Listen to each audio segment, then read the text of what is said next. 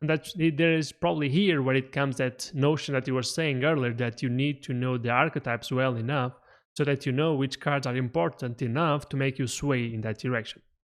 Exactly. Plus, the biggest upside from forcing it, you get when you force archetypes that are either considered bad and you figure them out. So, for instance, like red was considered bad for a certain period of time in New Capenna. No, sorry, New Capenna in Kamigawa, Yes. because it was kind of, first of all, it was hard to play because there were like, you had like, I don't know, you had there it was a deck of 1 and 2 drops, right? It was a super aggressive deck. I don't know if you get the context, but Yeah, yes, with the rabbit batteries and the you look at the monkeys. hand. You look at the hand, for instance, and you had like 5 1 drops to play. That's an insane decision to make already, right? And like like people, like, I mean, it was a hard deck to play. Like I punted on it a lot of the times, but also I think the upside of the deck was insane, and like it was a synergistic deck. So it took a while uh, for like drafters to perfect the archetypes. Yeah. It just wasn't like, it's not a deck full of good cards, right? Yes, yes. It was not like playing the sagas where you just slap the saga on the battlefield and the saga Yeah. carries you. So like for a while, drafters that figured out that archetypes just had an edge because nobody else drafted it, and they knew the archetype is good, or we knew the archetype is good, and for a while, like you just got like insane win ratio with that deck. So it's like always the better upside to force something that's out of people's radar. I think that has been happening a bit in Streets of No Capenna. In the first weeks, it was a general consensus that Selesnya and the Splash to Blue, so the Brokers, was the strongest archetype, and people were sleeping on other alternatives. One example was, for instance, Ekil. Ekil was drafting Junt when everyone was drafting Brokers, and these viewers will tell him, "Man, why are you not drafting Brokers? It's broken." and and what he was saying, like, no, these cards work perfectly well and these lanes are open, and if you can make a consistent deck with these cards, it works perfectly well and you can win against every other deck. And now I also understand that Grixis is very strong.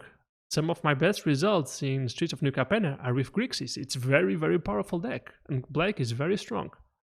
So these are the open lanes that maybe now are starting to be more figured out as the expansion reaches later its lifetime. Yeah, and like early on, I think this narrative gets like, people settle on this like narrative, what is strong, what like first impression is.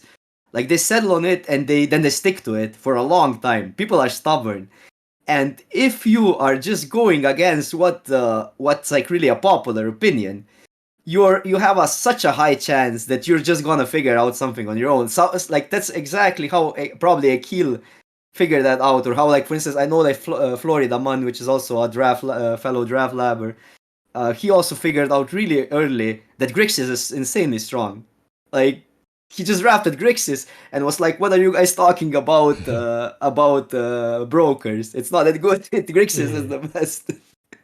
Yeah.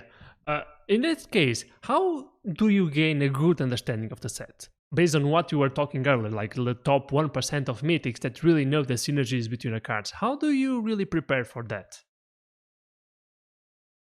Just draft and try to be. I mean, I usually just draft. Like, I don't really like put too much. Like, I don't go through the list like 100 times of all cards and then like try to, I don't know, even make the decks before I draft. I draft and like I try to combine cards together, right? And also, I'm really like, especially at the beginning of the format, I'm open to try stuff that I never tried before. I would actively just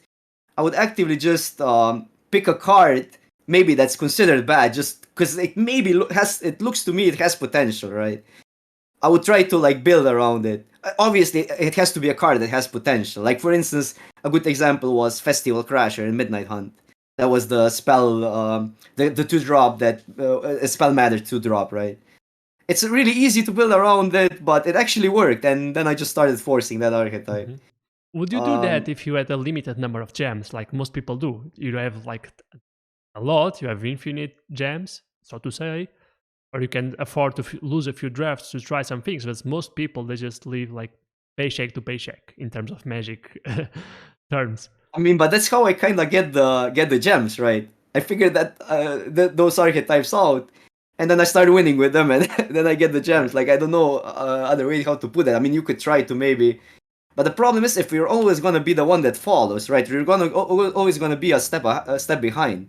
Like you're not gonna do anything spectacular. Your win ratio will maybe be like 0.5% if you're a better player above like other people, but that's about it. That's not gaining you like insane amount of gems, right? Yeah, fair enough. Especially if you're just drafting the most drafted colors, you're always going to get dried at the pot. Because the thing is like in arena you're still playing against, like it's different, it's way different when you play against your own pot, right? Because you have the understanding what cards are there, what decks you play against, what you cut, and how you position yourself in one pot. Like and if you're like a good at reading signals, you're usually gonna be on the better side of the decks in your pot, right? So you got the edge there. But how do you get edge in arena if you're playing against other pots? You don't really get edge by reading the signals in your pot. Like you maybe get an edge, but you get like a 5% of an edge, right? Oh, no, sorry, 0.5% of an edge or whatever, like 1% of an edge or whatever. But I think like how you really get an edge is like basically going against the whole meta, like what you think the common perception of other drafters is, and you try to do the opposite thing, but you have to make sure that that thing is also good enough to win games. And you probably need to make sure that not only you know what that thing is, but you also know what the key pieces of that thing is. Exactly. So it will, I mean, it will, like, I will lose some gems when I try stuff, but I like to believe that's like only one or two drafts.